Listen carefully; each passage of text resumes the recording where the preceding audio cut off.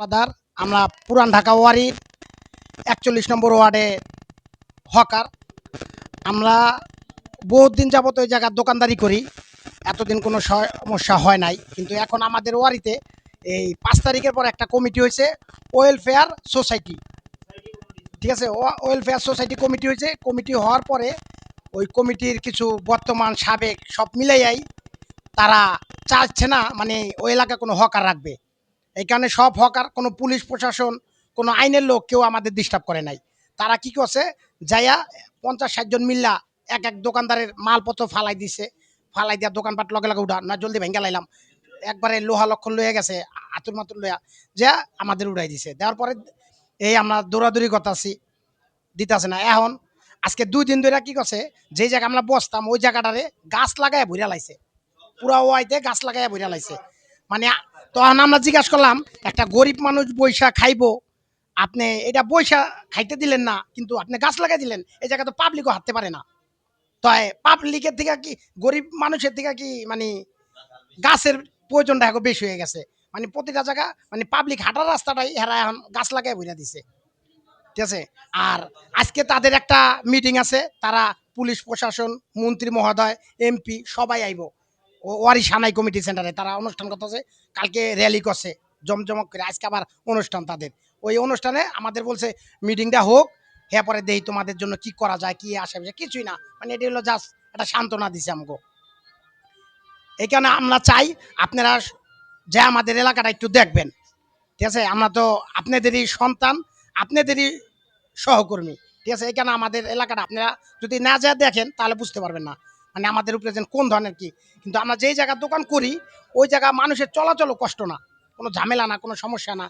কিন্তু তারা এখন ওই জায়গাটারে উড়াইয়া দেয়া টপ লাগাই দিচ্ছে, বড় বড় একটা টপ, ফুলের গাছ, গাছগাছালি এটি লাগাই দেওয়া বোঝা লাগছে। হ্যাঁ, ওই যে র্যাঙ্কিন স্ট্রিটটা, Rankin Street, Nawab Street, Hare Street, War street.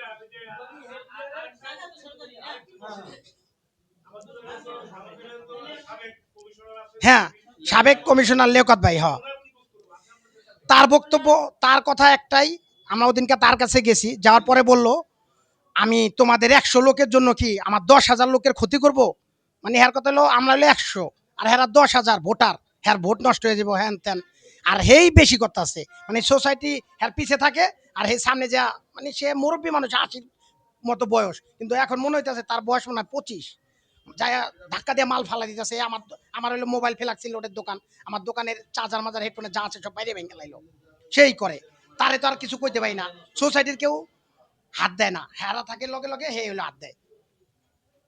সে শুনেই না, তার একটাই বক্তব্য, তার একটাই বক্তব্য। ঠিক আছে, তার একটাই বক্তব্য, আমি তোমাদের ১০০ লোকের জন্য আমি ১০,০০০ লোকের ক্ষতি করতে না। মানে তোমরা তোমরা তো আমার এই জায়গার ভোটার না, আর ওরা তো আমার স্থানীয় ভোটার, অগোটাই আমার এই সেই কথা বলছে।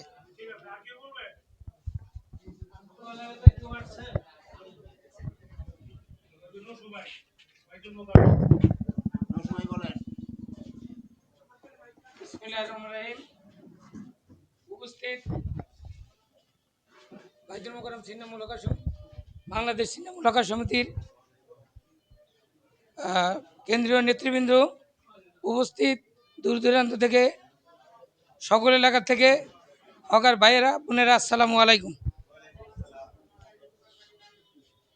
আমি আজকে বক্তব্য বলতে গেলে এতটুকুই আমার কথা, যে আমরা স্মারকলিপি দিছি। স্মারকলিপি দেওয়ার পরে প্রশাসনের থেকে আমরা জানতে পারলাম যে ওনাদের হাত থেকে ওনারা এলাকাভিত্তিক তারা নিজেরা গিয়া লিস্ট করবে। গতকালকেও আমি জানতে পারি না, আমি একটা সংগঠন চালাই, কোনো সংগঠনে কোনো এই ধরনের ভূমিকা নেয় নাই, মানে কোনো রকমের সংগঠনকে জানায় নাই। প্লাস কিছু কিছু লোকের কাছে তারা ফর্ম দিছে, দেওয়ার পরে আমি জানতে পারলাম যে আমরা এত বড় দৌড়াদৌড়ি করতেছি মেয়রের কাছে, পুলিশ কমিশনের কাছে, আইজির কাছে, কিন্তু তারা কিভাবে এই কাগজ নিয়ে দৌড়াদৌড়ি করে। পুলিশ গত সপ্তাহে আমাদেরকে ঘোষণা দিছে যে সন্ধ্যার পর ছাড়া এখানে কোনো দোকান করা যাবে না, মানে ৭টার পর ছাড়া। ৭টার পর থেকে আপনারা ১২টা বন্ধ করেন না। তারা এখনই ফর্ম নিয়ে দৌড়াদৌড়ি করে, কিন্তু আমরা জানতে পারি না কোথার থেকে আসলো। তো গতকালকে আমি এই ব্যাপারে অনেকের কাছেই আমি এই ব্যাপারটা নিয়ে ক্ষোভ প্রকাশ করছি, যে হঠাৎ করে তারা আমরা খাওয়ানো না দিন ওনারা মাতবাড়ি করবে, এটা তো হইতে পারে না। আমরা কমসে কম আমরা যারা সংগঠন চালাই তাদের কাছে এই নিউজ আসতে হবে, এটা আমার দাবি। গেলই একটা মার্কেট কমিটির সাথে গত বৃহস্পতিবার আমরা পল্টন থানার আপনার হলো মহানগর সহসভাপতি